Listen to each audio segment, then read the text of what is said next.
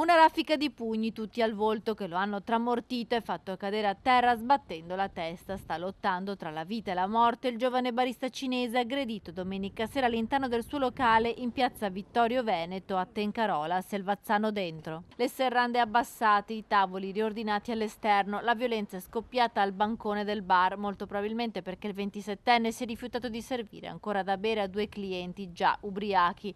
L'escalation di violenza è durata alcuni minuti, prima la lite per futili motivi, poi il pestaggio da parte dei due uomini, forse alterati dall'alcol. I residenti che abitano sopra il bar hanno sentito le sirene dei carabinieri e dell'ambulanza. Uno di loro stava rientrando a casa e ha visto il trambusto. Due ragazzini sono venuti ubriachi, hanno chiesto da bere, però erano minorenni. Marco, è un ragazzo bravo, lui è sempre stato bravo, ha rifiutato di dare da bere perché erano minorenni.